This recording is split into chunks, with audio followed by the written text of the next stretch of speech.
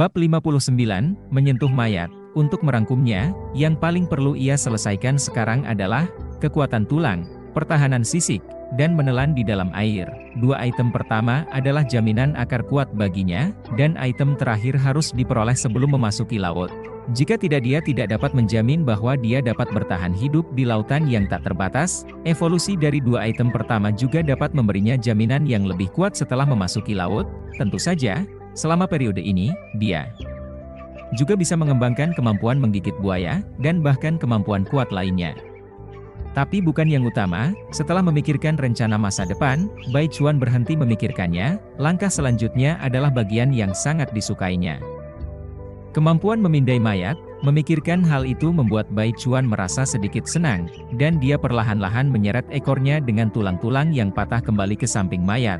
Sebuah pasangan mata ular yang tajam terus memperhatikan segala hal di atas mayat. Sekarang pakaian bagian atas telah hilang, dan celana juga agak robek. Tidak ada kemungkinan untuk menyimpan barang-barang, jadi hanya tinggal pinggang. Memikirkan ini, ia mengulurkan cakar tajam dan membalikkan tubuhnya, dan sungguh, ia melihat sebuah saku kain terikat di sana. Tapi apa yang bisa saku kain kecil seperti itu simpan? Sebaris keraguan melintas di pikirannya. Bai Chuan juga mengaitkan saku kain dengan ujung cakarnya.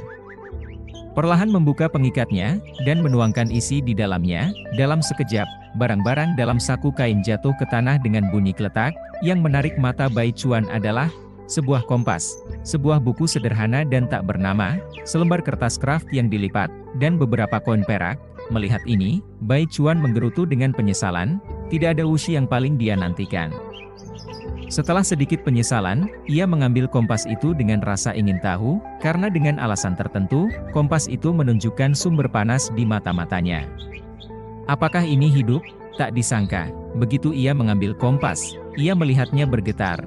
Ini, makhluk, ucapnya dengan kepala ular yang terkulai. Ia agak tidak yakin, sehingga ia dengan lembut menggaruknya dengan cakar tajam. Seperti yang diharapkan, ada serangga aneh yang terletak di dalam objek berbentuk kompas ini. Pada saat ini, serangga kecil itu seolah-olah merasakan napasnya, dan ia gemetar. Apa tujuan serangga kecil ini? Petunjuk, Bai Chuan juga tidak tahu, tapi tidak apa-apa. Apakah dia tidak akan tahu setelah dia memindai model kemampuan? Dia tidak terburu-buru, melihat bahwa serangga tidak tampak seperti akan lari. Dia meletakkannya. Kemudian, ia melihat kedua objek kertas lainnya secara bergantian. Tidak masalah jika Anda tidak melihatnya. Jika Anda melihat Bai Chuan, Anda akan menemukan bahwa ia tampaknya buta huruf di dunia ini. Ya, buta huruf.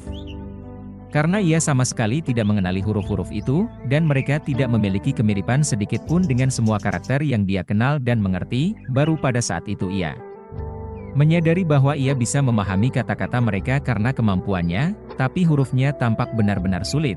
Pada dasarnya, biasanya, selama ada ras hewan, biasanya akan ada cara komunikasi.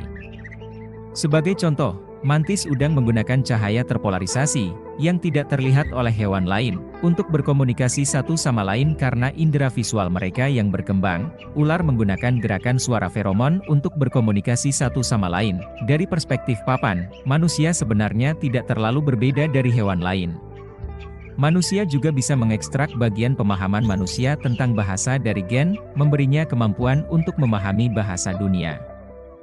Di sini, bisa dimengerti bahwa apa yang dipahaminya bukanlah suara, atau bukan hanya suara. Ini adalah setiap perilaku dan tindakan yang dilakukan manusia saat berkomunikasi. Bagaimanapun juga, suara adalah pembawa setelah semua. Dia tidak perlu mendengar pelafirannya, asalkan dia mengerti apa yang dilakukannya saat dia percakapan. Dia bisa memahaminya secara kasar. Ini mengingatkan Bai Chuan pada kehidupan sebelumnya sebagai manusia. Tampaknya setiap kali dia berkomunikasi dengan seseorang, orang yang dia ajak bicara pada dasarnya akan melakukan berbagai tindakan seiring dengan kata-kata, seperti mengangguk, menggelengkan kepala, mengangkat tangan dan mengacungkan jari untuk mengerutkan dahi, dan sebagainya. Jenis perilaku ini disertai dengan lebih banyak paparan suara, dan seseorang bisa secara bawah sadar memahami artinya hanya dengan mendengar suara itu. Ini seperti dua manusia yang tidak mengerti bahasa yang sama masih bisa saling mengerti makna umum setelah tarian tangan dan kaki, tapi teks berbeda. Ini bisa dikatakan sebagai cara merekam informasi yang spontan diciptakan oleh manusia dalam komunikasi kelompok selama bertahun-tahun. Ini tidak ada dengan sendirinya dan mewakili api peradaban, dia hampir mengenalinya, dan menemukan bahwa potongan kertas kraft yang dilipat tampaknya menjadi peta. Lagi pula, siapapun yang melihat begitu banyak gunung, sungai, dan beberapa lingkaran yang mirip dengan kota, dengan nama-nama tertulis di lingkaran, bisa menebaknya. Itu peta. Sayangnya, dia tidak bisa melihat di mana dia tinggal, dan apa arti kata-kata di lingkaran itu, dan buku kecil yang tak bernama seharusnya menjadi rahasia latihan dunia ini. Ini bukan yang dia kenal, tapi yang dia spekulasi. Sebagai seorang seniman bela diri di dunia ini, jika dia bisa membawanya bersamanya, apalagi yang bisa buku ini selain buku curang, sia-sia saja dia membaca begitu banyak novel dalam hidup sebelumnya. Sayangnya, dia tidak bisa memahami hal-hal ini sekarang. Bai Chuan melihat objek-objek ini dengan beberapa rasa kasihan dan menghela nafas. Kecuali serangga kompas yang mungkin sedikit membantunya, ini sama sekali tidak membantunya, tapi sayang untuk membiarkannya hilang begitu saja. Bagaimana jika dia mungkin belajar kata-kata ini atau memahaminya di masa depan? Melihat potongan keberanian ini sebelumnya, itu seharusnya tidak dianggap sebagai status prajurit biasa, dan dia dianggap sebagai murid agama besar. Jadi curang yang dibawa oleh orang semacam ini seharusnya bagus. Pasti ada beberapa nilai. Membaca ini, Bai Chuan memutuskan untuk membawanya kembali ke gua sementara sebelumnya dan menyimpannya di sana. Jika ada kesempatan di masa depan, dia bisa kembali dan mengambilnya lagi. Tidak bisa disia-siakan, kan? Setelah memutuskan, Bai Chuan dengan hati-hati membungkus barang-barang dengan cakarnya, yang jauh kurang fleksibel daripada tangan manusia. Dan setelah itu saatnya untuk memindai model kemampuan yang berani ini, biarkan dia melihat apakah kemampuan berani ini berbeda dari model kemampuan manusia lainnya.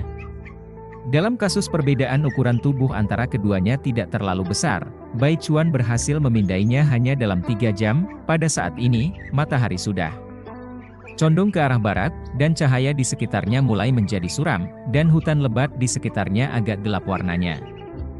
Angin berhembus dari waktu ke waktu, menyebabkan cabang dan daun bergemerincing, seolah berbisik. Jelas, sudah gelap, hutan yang gelap, mayat-mayat dan anggota tubuh yang berserakan di seluruh tanah, serta monster seperti ular dan naga. Jika ditempatkan di pemandangan lain, jelas merupakan adegan pembunuhan yang aneh. Untungnya tidak di sini, pikir Bai Chuan dengan gembira. Sekarang bahwa ia telah terkena matahari hampir sepanjang sore, tidak tahu apakah masih ada beberapa sisa sifat ularnya, seperti siang. Saat ini, seluruh tubuhnya terasa hangat dan nyaman. Ini membuatnya bahkan mengabaikan rasa sakit pada tulang ekor yang patah. Melihat mayat yang dibuang dengan sembarangan, Bai Chuan, yang awalnya ingin pergi langsung, berpikir, dan memutuskan untuk mengurusnya. Tidak ada yang tahu apakah pertemuan ini dengan Sang Dao adalah kebetulan atau direncanakan.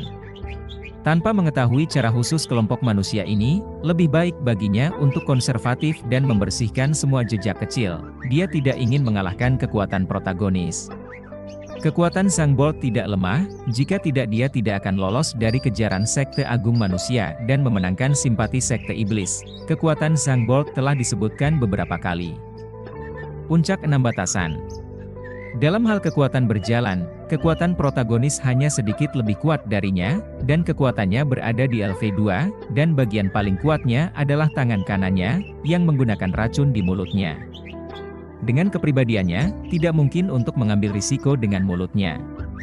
Gigit. Penyuntikan racun membutuhkan waktu, dan bermain juga membutuhkan waktu. Ketika Anda menggigit seseorang, seseorang bisa memukul Anda di kepala, dan Anda akan pusing jika kepala Anda tidak pecah. Tidak peduli seberapa banyak protagonis berevolusi, kekuatan tulang saat ini masih ada, apalagi setelah beberapa hari berevolusi, dia dalam kondisi kelaparan ekstrim. Sepanjang proses itu, ia hanya ingin mengendalikan titik terkuat orang lain. Bagaimanapun buruknya, dia tidak bisa menggunakan vitalnya untuk menyerangnya, dan berencana menggunakan Frost, serangan terkuat saat ini, untuk membunuhnya dengan satu pukulan. Ternyata, kepala lawannya terlempar dan dia masih bisa kejam.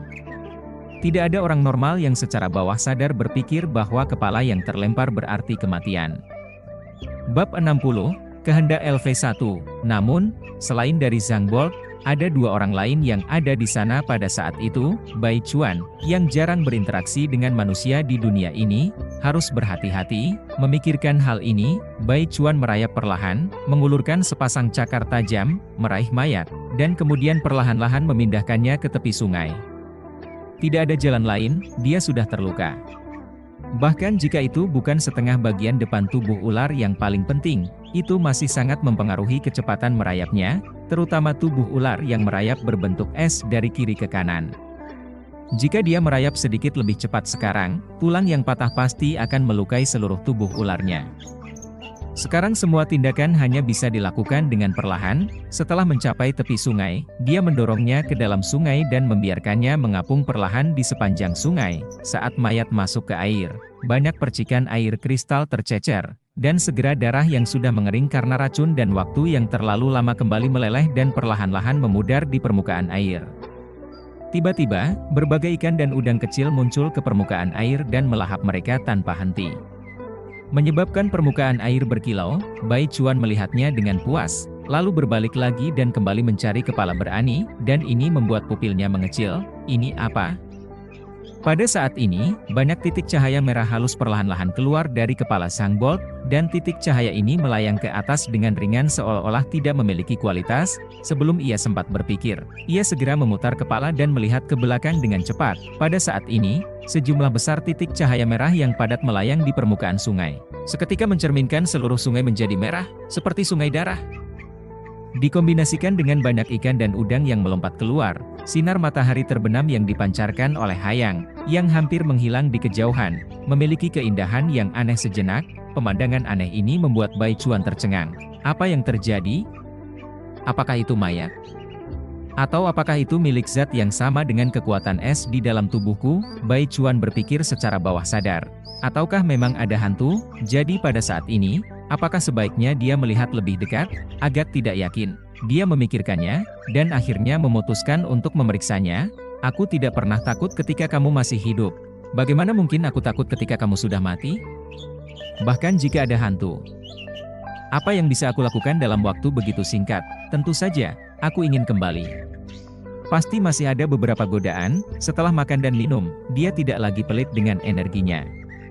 Dia mengembangkan leher lagi, mengarahkan pandangannya pada kepala target, dan elemen es yang kecil terkeluarkan dalam sekejap. Dalam sekejap, itu berubah menjadi arus dingin dan melesat menjauh, ditemani dengan suara renyah es dan suara gemeretak. Titik cahaya merah kecil yang perlahan keluar tiba-tiba berfluktuasi dan berayun, dan banyak menghilang di dalam kabut putih. Apakah ini berhasil? Melihat ini, Bai Chuan, dengan beberapa keyakinan di hatinya, perlahan mendekati. Dia tidak takut mengenai yang bisa dia pukul, tapi dia takut terhadap hal-hal hayalan yang tidak akan kena. Jarak antara keduanya tidak terlalu jauh. Setelah beberapa detik, meskipun Bai Chuan lambat saat ini, dia akan tiba.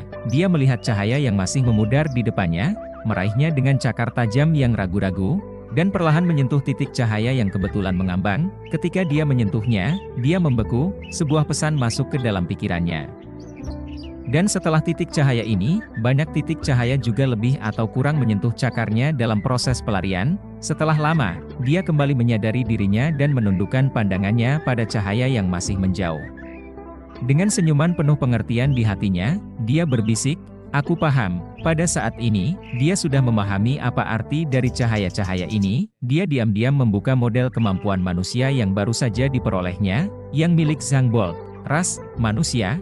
Kemampuan, otak kebijaksanaan LV3, Raja, ketahanan LV2, kekuatan LV2, simbiosis LV1, transformasi kera, keterampilan LV1, komunikasi LV1, kehendak LV1, di antara kemampuan-kemampuan ini. Dia segera melihat kemampuan yang sangat istimewa, yang merupakan kemampuan yang belum pernah dia lihat pada makhluk lain. Kehendak LV1, ini adalah kemampuan pertama yang dia temui tanpa penjelasan informasi. Sejak lama, dia sudah menemukan bahwa apakah penjelasan di belakang setiap kemampuan itu rinci atau kasar terkait dengan pemahamannya tentang makhluk tersebut, seperti saat dia memeriksa kemampuan racun ularnya di awal, dan memeriksa kemampuan simbiosis ulat es. Apakah rinci? atau tidak, berbeda, namun penjelasan dari setiap kemampuan harus lebih atau kurang dimengerti olehnya. Di antara begitu banyak kemampuan, kemampuan ini adalah satu-satunya yang tidak memiliki informasi untuk menjelaskannya. Pada saat itu, karena waktu terlalu singkat, dia tidak banyak memikirkannya, namun sekarang tampaknya bahwa kemampuan ini mungkin mewakili bidang yang belum pernah dia sentuh sejauh ini,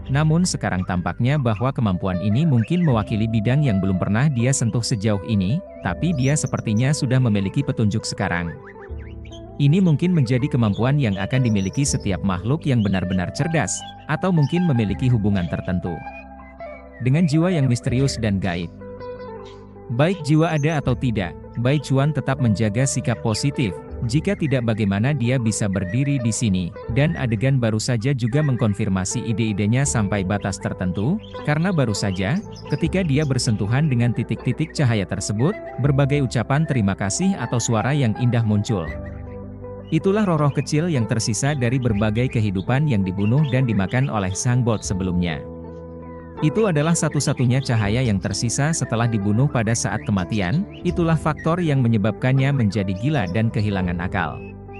Mungkin sedikit atau dua dari informasi roh residual tidak masalah baginya, tetapi dia telah memakan banyak orang.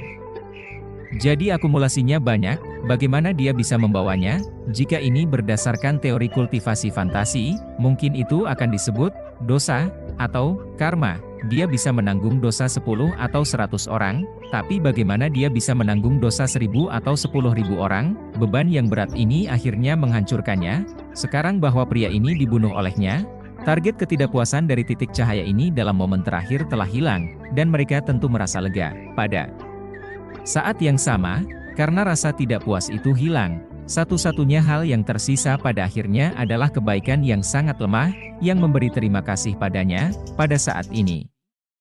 Banyak titik cahaya menyentuhnya dalam proses pelarian. Bai Chuan dengan heran menemukan bahwa jumlah titik cahaya asli yang mewakili kemampuan esnya telah meningkat banyak. Sebelum ini, meskipun total jumlah titik cahaya kemampuan esnya tidak bisa ditingkatkan, peningkatannya terlalu lambat. Namun sekarang ia dengan mudah meningkatkan jumlah bulan sebelumnya dalam waktu singkat. Meskipun ini bukan peningkatan besar dalam hal kekuatan, Anda harus tahu bahwa ini hanya satu orang. Mungkin ini adalah salah satu alasan bot membunuh desa? Setelah menyadari ini, Bai Chuan mengaktifkan kemampuan kehendaknya lagi. Berbeda dari terakhir kali dia mengkliknya, kali ini kemampuannya yang dia klik tiba-tiba mengungkapkan penjelasan, kehendak LV1, sejumput aura dimiliki oleh makhluk cerdas mengandung informasi tentang makhluk tersebut. Melihat ini, Bai Chuan tersenyum. Bab 61, Kultivasi Diri. Nampaknya sebagian dari situasi nyata kemampuan ini sudah ditebak olehnya, bahkan panel telah mengakui bahwa pemahamannya saat ini adalah benar. Tapi mengapa dia tidak memiliki kemampuan ini? Setelah mengetahui bahwa kemampuan ini diperlukan bagi makhluk yang cerdas, Bai Chuan menjadi bingung. Mungkin dia tidak dapat dianggap sebagai makhluk cerdas?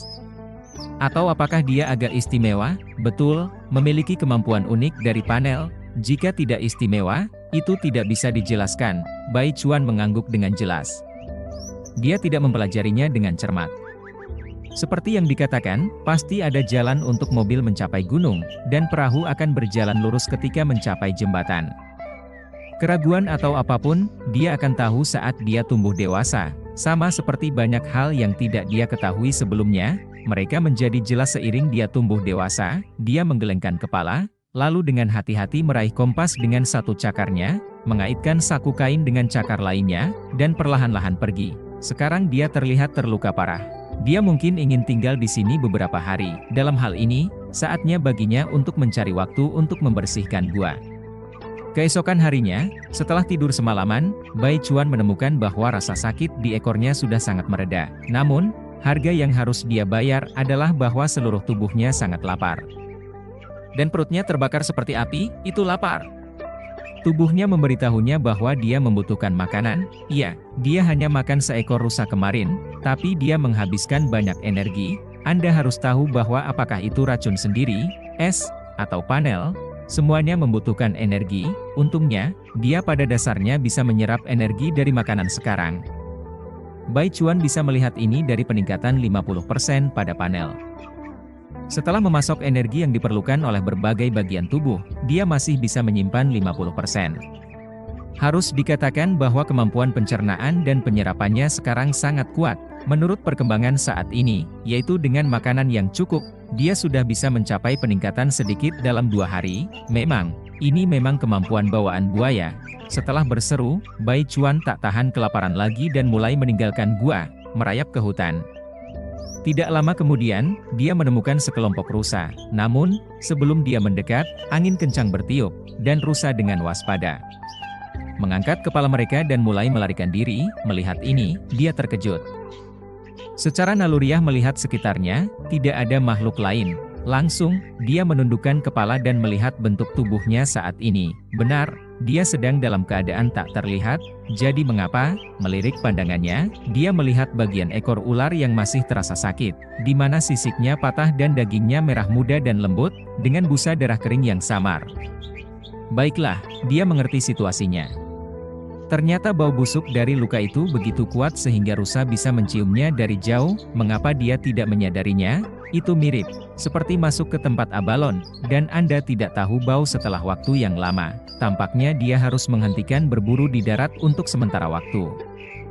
Atau kembali makan dengan teman-teman lamanya, seperti Akistrodon yang bersembunyi tidak jauh darinya sekarang. Bai Chuan tersenyum dalam hati dan memutar kepala untuk melihat. Mengikuti pandangan matanya, tampaknya tidak ada makhluk lain di sana, hanya tumpukan daun mati. Tapi jika dilihat dengan cermat, Anda bisa samar-samar menemukan daun mati yang aneh di antara mereka. Dengan sudut kecil daun mati yang melengkung ke atas, itu adalah ujung dari ciuman dengan perut tajam yang tidak pernah menundukkan kepalanya. Kalau begitu, sudah lama dia tidak memakan ular-ular ini. Bai Chuan berpikir dengan tidak wajar. Juga, siapa yang makan berbagai macam hewan besar yang lezat dan berdaging? Siapa yang akan memakan ular kecil itu? Tapi sekarang bahwa dia terluka, sepertinya dia harus makan benda ini lagi. Akistrodon. Bai Chuan tampaknya mengingat Akistrodon yang berani menyerangnya pada saat itu. Sekarang dia menyadari bahwa mungkin bukan orang-orang yang berani menyerangnya, tapi bahwa pemangsaannya pada saat itu secara tidak sengaja telah mengganggu mereka. Lagi pula, Akistromus adalah ular berbisa yang dikenal sebagai ular gemuk. Biasanya memilih posisi yang baik dan tidak akan bergerak kecuali dalam situasi khusus. Saya pikir awalnya berani menyerangnya, mungkin karena tubuhnya menyentuh jarak serangan orang lain, mungkin bahkan secara tidak sengaja memukul ular lain. Sambil memikirkan, Bai Chuan juga perlahan mendekati ular kecil yang gemuk ini. Baiklah. Ular yang lebih dari 1 meter adalah ular kecil di mata ular yang sudah 7 meter, dan hanya bisa dimakan sebagai makanan penutup kecil sebelum makan malam. Bai Chuan melirik kepala. Ular Akistromus yang selalu tinggi, mengabaikan tubuh ularnya yang mulai panik dan ingin merentangkan. Begitu saja, dia merentangkan cakar tajamnya dan menggenggamnya langsung. Mengangkatnya seperti tali. Dalam sekejap, tindakan ini seolah-olah telah mengganggu Akistrodon. Itu langsung menundukkan kepala ular yang tergantung, dan langsung menggigit cakar tajam Bai Chuan. Namun, gerakannya menjadi kaku, dan kepala ularnya bergerak sedikit, seolah-olah telah menggigit sesuatu yang keras seperti baja. Melihat ini, Bai Chuan tersenyum. Gigitan tidak bagus, tapi dia ingin menggigit cakarnya. Tidak tahu cakarnya berasal dari elang? Minta saya tahu cakar elang mana yang takut digigit ular. Tetapi jika dilihat dengan seksama, Anda bisa melihat bahwa itu penuh dengan kulit mati yang keras dan tebal serta sisik halus dan kecil. Sekarang sudah baik-baik saja, baru saja mematahkan taringnya. Betul, ular berbisa ini bahkan dengan bodohnya menggigitnya dan mematahkan taringnya. Setelah bermain sejenak, Bai Chuan langsung memberinya penghormatan, merobek kepala ularnya. Dan kemudian langsung menelannya. Merasa belum kenyang, dia memikirkannya dan memutuskan bahwa akan lebih nyaman jika dia langsung masuk ke dalam air untuk berburu makanan. Pada akhirnya, dia memiliki kemampuan untuk menghasilkan listrik di air, cairan yang sangat konduktif.